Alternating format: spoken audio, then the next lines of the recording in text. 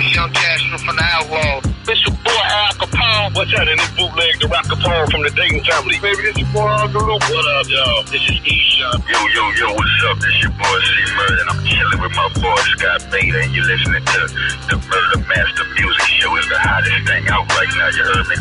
Keep it true. Check out the motherfucking Murder Master Music Show right here at blogtalkradio.com/Murder Master Music Show. We play nothing but the hardest gangster shit from around the globe.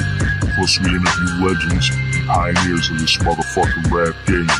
Call the number is 714-409-0548. Ain't nobody else paying homage to legends like we are. Fuck the mainstream, bitch. But just picture being incarcerated, you know what I'm saying, while you're locked down, some fucking jerk comes along, basically takes your identity, and is making millions of dollars off of it. And come to find out, this motherfucker is a corrections officer himself, or was a corrections officer at one time. And he ain't give you shit. How do you deal with that? Let's find out right now with our first guest, well, our only guest tonight, the one and only, the real motherfucker Rick Ross.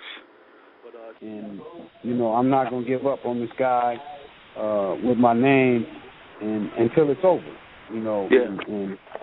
And you know, that's how I deal with it. You know, I'm like, you know, how can somebody come and rip off your, not only your name, but your background, your look, you know, everything that he could steal from me, he stole it. Yeah, everything.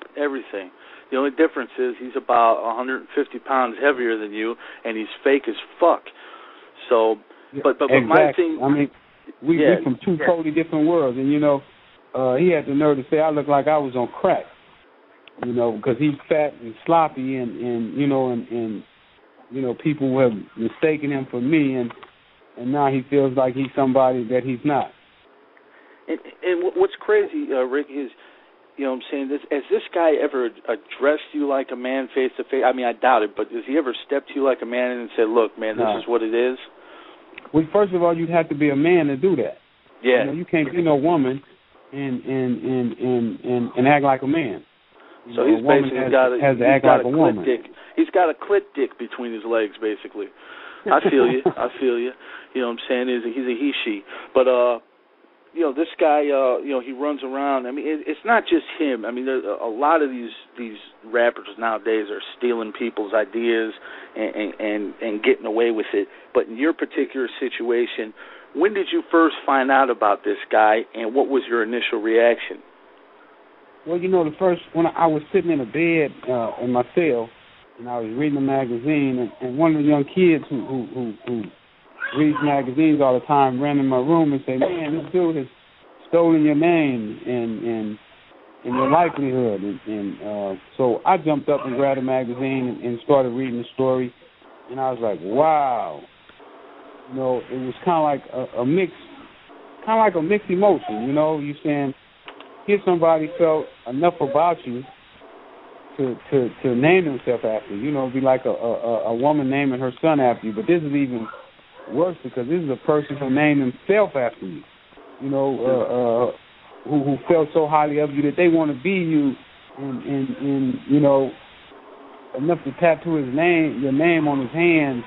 So it's like, wow, you know, this guy felt so much about me, but why didn't he have the respect and the dignity about himself to contact me and ask me was it cool?